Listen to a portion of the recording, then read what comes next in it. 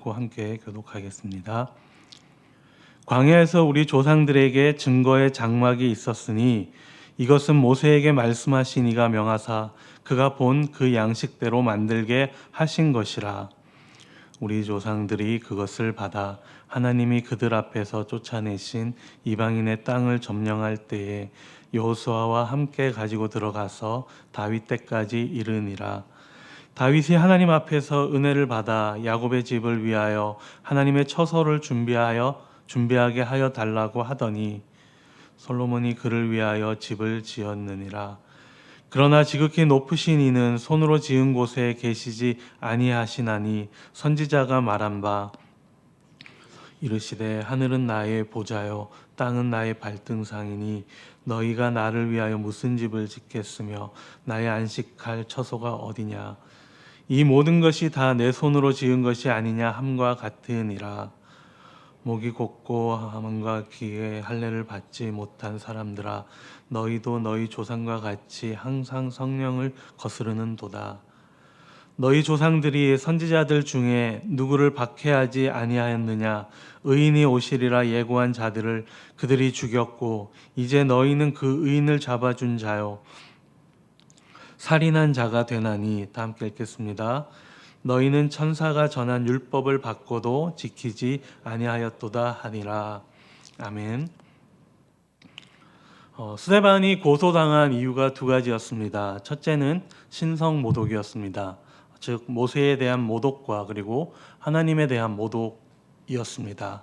그리고 둘째는 성전과 율법을 비판했다라는 그 죄였습니다. 오늘 본문은 스데반이 자신에게 제기된 주요 고발인 성전과 율법을 모독했다는 죄에 대한 변론을 하고 있습니다. 그는 자신의 주장이 거짓 고발이 아니라 오히려 유대인들이 놓치고 있는 하나님의 참된 뜻임을 보여주기 위해서 이스라엘의 역사를 이렇게 신학적으로 해석하고 있는 것입니다. 스데반은 먼저 유대인들이 숭배하는 그 예루살렘 성전의 권위에 도전하며 변론을 시작하고 있습니다.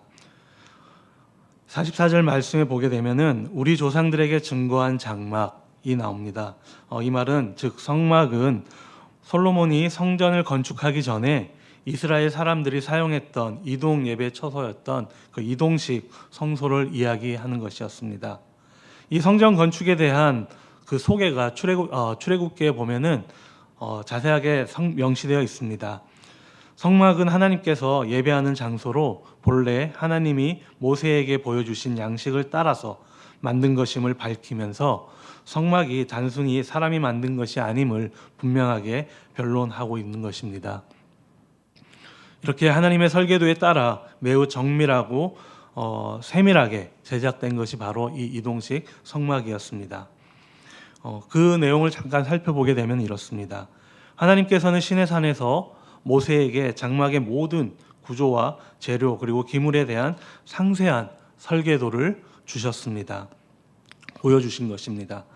모세는 이 설계도를 따라 모든 것을 만들도록 명령받았습니다. 그리고 하나님은 이스라엘 백성들에게 자원하는 마음으로 예물을 가져오게 하였습니다. 그리고 그들에게 뛰어난 장인들과 함께 장막 건축을 감독하고 실행했었습니다. 이렇게 장막이 완성되자 모세는 하나님의 명령대로 모든 기물에 기름을 발라 거룩하게 구별하고 봉헌하였습니다. 그 후에 어떤 일이 일어났습니까? 구름이 장막 위에 덮이고 하나님의 영광이 가득하여 장막을 채웠다라고 말하고 있습니다. 이렇게 처음부터 끝까지 사람의 손을 통하였지만은 하나님께서 짓게 하셨다라는 것입니다. 그리고 이스라엘의 역사와 함께 쭉 하였습니다. 이스라엘 백성이 여호수아와 함께 마침내 가나안 땅에 들어갔을 때 이 성막도 그들과 함께 들어갔고 그리고 그곳에 정착하여 많은 이방 민족들과 전쟁을 치를 때도 그들과 함께 머물렀습니다. 그리고 이 이동 성막은 다윗 때까지 즉 예루살렘이 수도가 되고 다윗이 성전 건축을 계획하기 시작할 때까지 지속되었습니다. 이렇게 왠지 다윗이 성전 건축을 할 것만 같이 보였습니다. 하지만은 하나님께서는 이 다윗 왕은 하나님 앞에서 은혜를 받아 이 야곱의 집을 위하여 하나님의 처소를 지을 것을 간구하였습니다. 그런데 그의 의지와는 다르게 하나님께서는 다윗에 이어 차기 왕이 될 그의 아들 솔로몬에게 예루살렘의 그 영광스러운 성전 건축을 허락하셨음을 우리는 잘 알고 있습니다. 이렇게 성막은 지상에서 하나님이 거하시는 곳이었습니다. 하나님은 그곳을 자신의 영광으로 가득 채우셨습니다. 거의 500년이 지난 후에야 그리고 솔로몬이 성전을 건축하였고, 이것은 중앙 예배 성소로서 그 성막을 대신하였던 것입니다.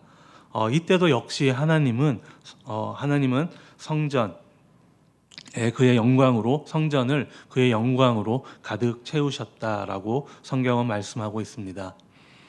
그러나 이후의 역사를 보면은 이스라엘이 하나님을 떠났을 때 어떻게 됐습니까? 그의 영광, 하나님의 영광과 임재는 성전을 떠났고, 그리고 적들이 침입하여 성전을 파괴하였습니다. 그 후에 성전은 주전 516년에 다시 한번 재건됩니다. 그리고 거의 5세기 이후에 하나님의 아들이신 예수 그리스도께서 그곳에 들어가서 가르쳤을 때 하나님의 영광은 훨씬 더 찬란하게 성전에 임하였던 것을 우리는 성경을 통해서 알 수가 있습니다. 예수님께서 십자가에 매달려 돌아가셨을 때 하나님의 영광은 다시 한번 성전을 떠나게 됩니다. 그리고 스데반 집사는 오늘 본문에서 이렇게 이야기합니다. 그러나 지극히 높으시니 즉 하나님은 사람의 손으로 지은 곳에 계시지 않는다. 지금 당신들의 성전은 하나님의 모실 수 없다라는 것을 이야기하고 있는 것입니다. 모세의 성막도 물론 사람의 손으로 지어졌지만은 하나님의 설계에 따라 매우 세밀하고 정교하게 제작되었던 것을 우리는 기억할 것입니다. 그리고 이사야 선지자의 말을 인용을 합니다. 하늘은 나의 보좌요 땅은 나의 발등상이니. 이렇게 하나님은 너희 손으로 만든 성전에 가둘 수 있는 존재가 아니라는 것을 이 말씀을 인용하며 다시 한번 강조하고 있습니다. 여기서 스데반은 성전을 가리켜서 손으로 지은 것이라고 표현을 쓰고 있습니다. 이 말은 구약 성경에서 손으로 만든 모든 우상을 묘사하던 말이었습니다. 이 말을 통해 스데반은 예루살렘 성전도 일종의 우상 숭배 장소가 될 수 있음을 단언하고 있는 것입니다. 곧 스데반의 반론의 요점은 예루살렘 성전이 너희들의 손으로 지은 것이면은 거기에서 예배를 드렸다는 것에 그리고 거기서 예배를 드렸다는 것에만 만족한다면은 그것은 우상 숭배와 다를 바가 없음을 분명히 이야기하고 있는 것입니다. 유대인들은 표면적으로는 성전을 하나님의 집이라고 불렀으며, 그리고 하나님이 거룩한 지성소에 임재하신다고 믿었었습니다. 그래서 성전 밖에서는 온전한 예배나 제사가 불가능하다라고 여겼었습니다. 그들은 성전 건물을 숭배하는 것이 아니라 성전 안에 계신 하나님을 예배한다라고 생각하고 있었던 것입니다. 그러나 실상은 어땠습니까? 그들의 마음속에는 성전 자체가 신앙의 중심지가 되어버렸던 것입니다. 성전은 그들에게 민족적인 자부심, 그리고 종교적인 안정감, 그리고 하나님의 선택된 백성이라는 그런 특권 의식을 부여하였습니다. 성전이 자신들의 민족에게만 주어진 하나님의 특별한 선물이라고 생각하면서 이방인들과 자신들을 구별하는 증거로 삼았던 것입니다. 그들에게 성전이 파괴된다는 것은 그래서 곧 하나님이 자신들을 떠나신다라는 의미와 동일하게 느꼈던 것입니다. 이처럼 그들은 하나님께 대한 믿음을 성전이라는 이런 물질적인 대상에 의존하게 되었다라는 것입니다. 이것은 어떻게 보면 명백한 성전 숭배인 것이었습니다. 스데반은 바로 이 점을 파고들었던 것입니다. 그는 유대인들이 그토록 성스럽게 여기는 이 성전이 사실은 인간의 손으로 지어진 곳이며 지극히 높으신 이는 손으로 지은 곳에 계시지 아니하시나니 라고 외쳤던 것입니다. 이 말씀은 유대인들이 건물이라는 그런 상징에 집착하여서 그 상징이 궁극적으로 가리키는 하나님이라는 그 실체를 놓쳤음을 지적하고 있는 것입니다. 그들은 성전이 상징하는 이런 임재와 희생의 완성이신 예수 그리스도를 배척하고 죽이는 결과를 초래하였습니다. 이는 마치 바벨탑을 쌓던 사람들이 하나님을 배제한 채 자신들의 이름을 내려고 했던 것과 같이 성전을 하나님과의 관계를 위한 수단이 아닌 인간의 의를 세우기 위한 우상으로 전락시켰던 것이었습니다. 하나님은 예수님께서 이 죽은 자 가운데서 부활하신 후에 더 이상 물리적인 건물을 필요로 하지 않으셨습니다. 하나님의 성전은 이제 그의 교회 그리고 믿는 자들의 그 지체가 된 것입니다. 예수 그리스도로 말미암아 궁극적인 성전은 하나님이 새롭게 거하시는 장소, 즉 저와 여러분의 마음이라는 것을 예수 그리스도를 통해서 우리에게 입증해 주셨습니다.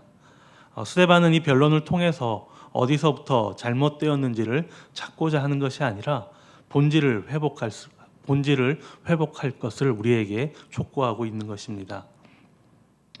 모세가 성막을 세울 때 하나님께서 보여주신 그 모형을 그대로 따라 만들게 하셨습니다. 하나님은 인간이 만든 건물이나 제도에 갇혀 계신 분이 아니심을 강조하였습니다. 하나님의 말씀을 거역하지 않는 순종으로 가능했던 것입니다. 이렇게 성전된 공동체 그리고 가정 그리고 저와 여러분은 어떤지 한번 이 말씀에 비추어 살펴보아야 할 것입니다. 외형적인 것, 즉 눈에 보이고 귀에 들리는 것들에 얽매여서 신앙의 본질인 하나님과의 그 관계를 소홀히 하고 있지 않은지 우리는 우리의 삶을 점검해야 할 것입니다. 하나님은 거창한 장소나 화려한 의식 속에서만 만나는 분이 아니라는 것입니다. 인간의 편이나 생각대로 신앙생활을 하는 것이 아니라 하나님의 뜻과 말씀에 철저히 순종하는 것이 중요함을 우리에게 가르쳐주고 있는 것입니다. 우리의 삶의 모든 순간, 즉 가정과 직장과 학교, 이 모든 곳에서 어디에서나 움직이는 성막처럼 예수 그리스도를 통해서 우리는 하나님과 동행하며 그분의 뜻을 구하는 삶이 진정한 예배라는 것을 우리는 기억해야 할 것입니다. 그렇기 때문에 이 하나님을 대체하는 것들 그리고 하나님을 제한시키는 모든 것들이 우상 숭배를 범하게 한다는 것을 기억하는 저와 여러분이 되어야 할 것입니다. 그리고 51절부터 53절까지는 이제 스데반 변론의 결정적인 부분이 이어지고 있습니다. 스데반은 자신의 율법 모독죄에 대해 변론하면서 오히려 유대인들 자신이 율법을 지키지 않았음을 역으로 고발하고 있습니다. 이 부분에서 스데반은 너희 조상이라는 말로 자신을 사내들인 공회와 그리고 복음을 거부하는 유대인들과 분명히 분리하는 것을 우리는 볼 수가 있습니다. 스데반은 그들이 조상과 똑같다라고 이야기합니다. 그들이 혈통을 통해서 전해 내려온 그 죄의 순환을 깨지 못했음을 이 이야기를 통해서 우리에게 보여주고 있는 것입니다. 스데반은 하나님께 불순종하는 이들을 향해서 이렇게 이야기합니다. 목이 곧고 마음과 귀에 할례를 받지 못한 사람들이라고 그들을 향해서 외치고 있습니다. 이것은 구약에서 회개하지 않은 그 이스라엘 백성을 가리킬 때 사용했던 말들입니다. 과거 이스라엘 백성이 성령을 거슬렸던 것처럼 지금 유대인의 지도자들인 이 사내들인 공회가 똑같은 일을 하고 있다라는 것입니다. 결국 스데반은 이렇게 사내들인 공회를 향해서 선지자를 번번이 거부하며 죽인 악인들이라고 그런 직격탄을 퍼붓고 있습니다. 이것은 스데반은 자신을 향해 율법을 거슬러 말하기를 맞이 아니한다던 그 유대인들의 기소를 그들에게 되돌려 주는 것이었습니다. 율법을 거슬러 죽어 마땅한 당신들이 선지자들을 죽이고 그리고 성령을 거스른 자들이 너희 유대인들과 사내들인 공회원들이다 라고 이렇게 반론하고 있는 것입니다. 이렇게 스데반은 자신들 스스로 하나님의 계명을 알고 지킨다고 자랑했던 이 무리들을 향해서 그들이 고의적으로 하나님의 율법에 불순종하였다고 비난하면서 그 결론을 맺고 있는 것입니다. 그들의 조상들은 선지자들을 살해하였고, 그리고 그리스도에 대한 거짓 증언하는 죄를 끊임없이 범하였습니다. 그들은 장차 하나님이 보내실 이 위대한 선지자의 말을 경청하라는 모세의 분명한 명령을 무시하였습니다. 이들은 진리에 둘러싸여 있었으나 그 진리는 그들의 마음을 뚫고 들어가지 못했습니다. 율법은 그들을 깨닫게 하고 그들의 삶을 변화시키기보다는 다른 사람들을 비난하고 자신들을 정당화하기 위한 수단으로 사용하게 되었던 것입니다. 우리가 이와 유사한 운명을 피할 수 있는 유일한 방법은 아마 우리 스스로 하나님 말씀 앞에 겸손해지는 것일 것입니다. 다른 사람들을 비판하는 방법으로 성경을 사용하기보다는 그것을 먼저 우리의 삶에 적용하고 성경이 요구하는 변화된 삶을 살아나가야 할 것입니다. 스데반은 유대인들이 율법과 성전을 숭배했지만은 정작 율법과 성전이 궁극적으로 가리키는 대상인 예수 그리스도를 알아보지 못하고 거부했음을 오늘 말씀을 통해서 지적하고 있습니다. 그들의 신앙이 형식과 건물에 치우쳐 있어서 하나님의 본질적인 임재와 그 뜻을 놓치고 있음을 통렬하게 비판하고 있는 것입니다. 결과적으로 이 설교는 스데반의 순교로 이어지는 결정적인 계기가 됩니다. 오늘 본문은 우리에게 많은 영적 도전을 주고 있습니다.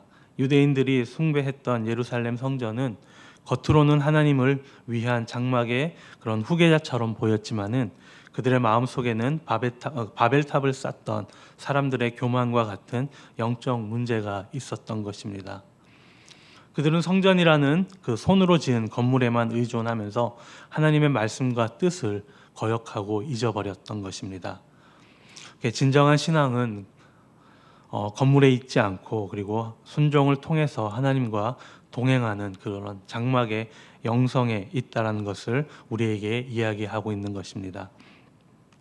처음부터 끝까지 우리의 생각과 손이 아닌 하나님의 말씀에 순종하여 그리고 어느 곳에서든 하나님과 동행하는 우리 공동체 그리고 가정 저와 여러분이 되기를 축복합니다. 다 함께 기도하시겠습니다.